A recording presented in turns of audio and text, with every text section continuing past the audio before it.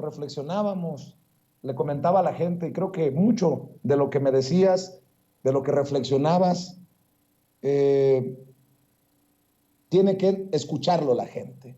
¿Cómo ves? ¿Cómo ves esta situación que tiene literalmente, si no ensartado a Peña Nieto, sí muy comprometido a Peña Nieto, maestro? Le está llegando la hora a Peña Nieto, Vicente, es una consecuencia de la enorme corrupción que se ha venido tejiendo en el PRI, no en fechas recientes, quizás hubo una pausa en la corrupción, pero desde los tiempos de Miguel Alemán, de manera muy evidente, con toda la corrupción que hizo, que ha llegado en beneficios, en el caso de Miguel Alemán, a la tercera generación, al nieto, quien es prófugo de la justicia. Por ahí pudiéramos comenzar. Miguel Alemán Valdés corrompió desde la esfera del poder político presidencial, se apropió del control del turismo, se adueñó de enormes cantidades de tierra en el Estado de México, en Ciudad Satélite, fraccionó una parte del bosque de Chapultepec, donde hizo su fundación, con el desarrollo del proyecto de la Universidad Nacional Autónoma de México, la ciudad universitaria, obtuvo muchos beneficios, es más, se puso hasta su propia escultura. Eran megalómanos y posteriormente también se apropió de enormes espacios de territorio en lo que se denomina Acapulco Diamante y tuvo el control turístico cuando ya fue expresidente. Ese es el nivel de corrupción que dejó el PRI para las futuras generaciones, que pudo haber tenido en algún determinado momento una pausa, que ya no fue la corrupción tan escandalosa, pero después vinieron las masacres estudiantiles.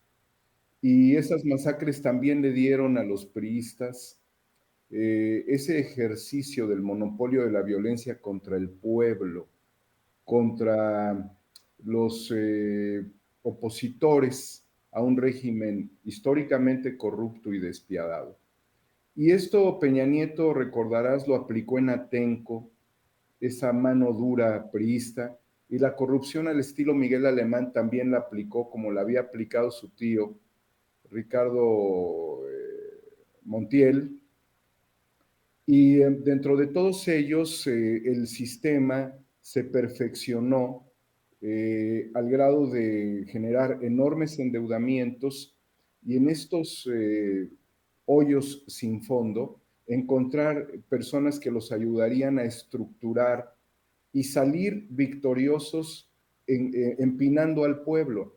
El caso concreto, Pedro Aspe y Luis Videgaray, con una empresa que se encargaba, porque después la vendieron, de hacer las operaciones pues de tapón, nada más porque hablaban inglés y obtenían enormes, porque estos burros infrastructure, eh, no lo digo porque no hablar inglés no sea la diferencia, sino porque el talento de estos personajes, muchos de ellos del ITAM, estaba marcado específicamente por su manejo del idioma y porque podía negociar las deudas de los estados, y así lo hicieron. Entonces eso permitió que el tío de Peña Nieto adquiriera enormes propiedades. Alguna vez escuché en un campo de golf, en boca de gente muy poderosa, que había comprado un castillo. Yo no sé si compró un castillo, que es que estaba entre Francia y España. Pues ahí por ahí anda Andorra, ¿no? Pero al margen de esto que decían empresarios, la realidad es de que Peña Nieto continuó con la obra mafiosa del tío. Lo elevó a un grado superlativo y Luis Videgaray fue quien operó. Bien ha hecho una referencia el doctor Santiago Nieto sobre cómo Peña Nieto dejaba que todos robaran, que todos se fueran dependencia por dependencia, estado por estado, municipio por municipio. Entonces, lo que se vivía en México durante el peñanietismo fue un saqueo generalizado, Vicente. que se traduce en pues, el encarcelamiento de Duarte en Veracruz, con su esposa que está ahí en el tema de la extradición, pero no fue ni el único ni el último saqueo. Vinieron otros saqueadores y se terminó simplemente de evidenciar el prianato en esto que fue la llamada, el llamado pacto por México, que era contra México, y surgen figuras retóricas, altamente retóricas y mediáticas, altamente mediáticas, como Ricardo Anaya, que dicen, pues si este pendejo es capaz de robar, pues yo también. Empezaron a hacer sus fórmulas, sus confabulaciones y sus alianzas políticas como consecuencia del pacto y de haber entregado bienes de la nación a empresas privadas.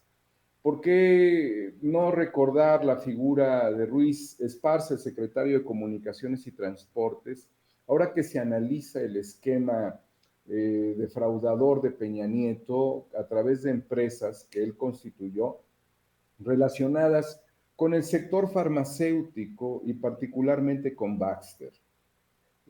Operaciones de 12,000 millones, 11,000 millones, querido Vicente. ¿Cuánto no obtuvo Peña Nieto con OHL? ¿Cuáles fueron las operaciones que Ruiz Esparza generó? Que además se dice, ya en términos un poco fuera de, que tenía un amorío con un personaje femenino que se encuentra en prisión. La realidad es de que Peña Nieto recibió mucho dinero de Duarte, el Yavidú, Javier Duarte de Veracruz. Recibió mucho dinero de muchos gobiernos estatales y recibía mucho dinero de las operaciones concesionarias y de pues todo el trato preferencial que también derivó en las subrogaciones en diferentes sectores. ¿Ves, por ejemplo, en el caso del IMSS relacionado con las compras mayoristas favoreciendo a las empresas que tenía interés Enrique Peña Nieto?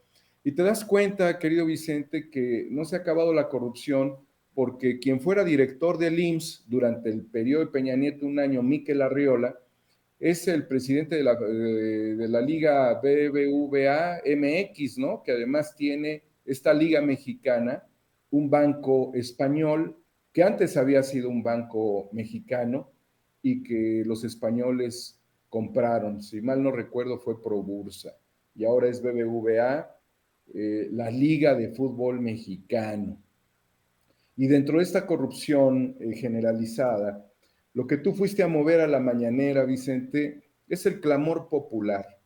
Y yo no estoy de acuerdo con la posición del presidente de mirar para adelante. Claro, claro que sí, pero esos costales en la espalda hablan de un aparato de justicia que favorece la impunidad de los grandes capos, de los grandes criminales, tanto los de cuello blanco como de los políticos. Y esta situación de perversión del sistema, que ya te dije particularmente quién la proyectó de la forma más tremenda, donde también hubo una devaluación del peso en el gobierno de Miguel Alemán, y que te habla de esa cepa priista que tiene pues una transmutación muy, muy gruesa, evidentemente en el Estado de México, Vicente, que estaría en juego. Lo que tú destapaste es la necesidad de que se haga justicia en contra de los expresidentes, porque yo apenas en mi reflexión tuiteaba que Boris Johnson dimite como primer ministro en el Reino Unido, Vicente, dimite.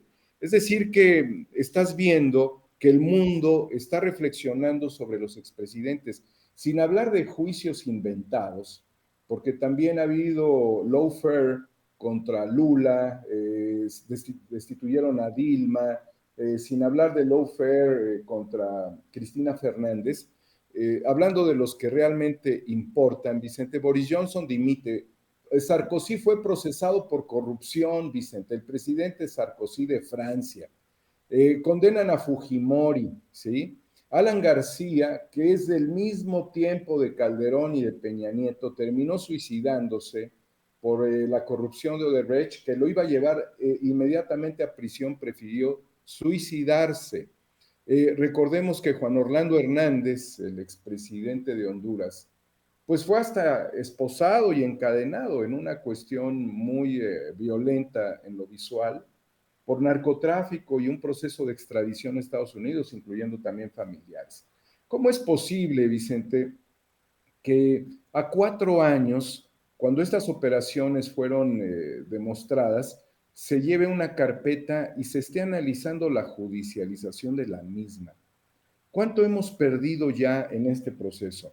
Porque muchas de las transacciones y de las operaciones pudieron tener prácticamente una respuesta inmediata de la FGR y llevarlas directamente a un juez, citar a este delincuente. ¿Por qué no vamos a decir que es delincuente? Por la presunción de inocencia y todo lo que acabo de decir, y todos sus cómplices, y todos los desvíos, y Juan Collado, su abogado, y Rosario Robles, su secretaria de Desarrollo Social y de la SEDATU. No están en este momento, y Emilio Lozoya, no están en este momento en prisión, Vicente, no están, y Javier Duarte, ¿sí? Entonces, sí tiene que prevalecer este principio de inocencia, Vicente, pero la realidad es de que la justicia en México es más lenta que una tortuga. Y lo que se ha expuesto también en la voz de muchos periodistas es la posibilidad de que duerma en esta carpeta y que abran otras, Vicente. Y te lo voy a decir por lo que acaba de señalar en este momento Epigmenio Ibarra. Yo como Epigmenio y otras personas más, y lo digo porque él ya lo señaló, estamos imputados o estamos señalados por una diputada por violencia política en razón de género. ¿Por qué? Por el cabildero italiano. Entonces, ¿qué es esto? Es un montaje del INE, porque lo que estamos haciendo es el uso de nuestra libertad de expresión. Y solamente yo recuerdo que cuando en un país comunista se dio la libertad de expresión, fueron los rusos a invadirlo, y fue el Pacto de Varsovia, excepto algunos países que dijeron nosotros no, y me refiero a Checoslovaquia, en la llamada Primavera de Praga. Entonces lo que el INE está haciendo es exceder y condenar a quienes opinamos en el uso de la libertad de expresión y de la libertad de prensa, Vicente, en contra de las atrocidades y de los mismos cabilderos que vienen cabildeando desde los tiempos de Fox, por decir los más recientes, Calderón, Peña Nieto. Es ignominioso que en un país que busca la transformación no estén las carpetas abiertas contra Felipe Calderón por todo el desastre y toda la tragedia que le ha causado a nuestro país. Y hasta resulta obsesivo que se hable todos los días de ellos en la mañanera, Vicente, y que no haya un proceso de judicialización. Entonces, es un asunto político que nada más queda en lo político, pero que no se judicializa. ¿Por qué? Porque el fiscal no ve las mañaneras, ni le importa. ¿Para qué? Prefiere echarse un cafecito, estar tranquilo, ver qué va a suceder con sus propios intereses, que es por los cuales ha litigado. Yo no dudo, Vicente, que evidentemente hay criminales de cuello blanco, como se les denomina, que en este momento están enfrentando procesos. El caso de Juan Collado es emblemático, porque le diste en el clavo al operador financiero del PRIAN. El proceso que ha seguido Ángel Junquera, que estaba vinculado con el gobernador de Baja California, con Billy Álvarez, con Miguel Alemán, pues también es un caso muy significativo, porque estos se disfrazaban con toga, con birrete, se ponían un montón de medallas y lanzaban discursos desde el púlpito de los colegios de abogados ilustres. Es significativo. Pero en realidad yo creo, Vicente, que lo que ha hecho la FGR es el 10% de lo que se pudo haber hecho. Por lo tanto, dudaría yo que hubiese un maxi proceso. Lo que demuestra la participación de Santiago Nieto hoy contigo, las reflexiones que has venido haciendo con él y lo que han podido y lo que pudiste expresar al presidente en términos de una investigación, de una carpeta abierta, demuestra a un abogado de la UNAM y el fiscal es un abogado de la Libre de Derecho. Y en la Libre de Derecho egresó Felipe Calderón. Y en la Libre de Derecho fue rector el abogado Ignacio Morales Lechuga, quien también ocupa un protagonismo contra el presidente. La realidad, Vicente, es que seguimos confrontados con el sistema judicial, que a quienes quieren judicializar es a nosotros, Vicente, a gente como Epigmenio, como tú, como tu servidor, a quienes quisieran desaparecer es a nosotros, que en realidad somos una voz que circula solamente por estos espacios, que tenemos que estarnos protegiendo las 24 horas del día ante la posibilidad de sufrir un atentado. Uh-huh. Y que en el medio de todas estas discrepancias, estos desgraciados sigan impunes, bañándose en las albercas en Mónaco, y aquí estemos tratando de ver hacia el futuro. Aquí mi reflexión al presidente es de que sí hay que ver al futuro, pero hay que quitarnos los costales del pasado. No se puede cargar con esos costales y hay que llevarlos ante las autoridades. Quien tiene que hacer justicia es la autoridad judicial, los tribunales de la ley. Y ahí es en donde se debe Daniel, de resolver este asunto que tú le expusiste al presidente por algo que puntualmente son las investigaciones que inició el doctor Santiago Nieto, que merece todo nuestro respeto y nuestro reconocimiento, Vicente. Bien por ello, Daniel, Vicente. déjame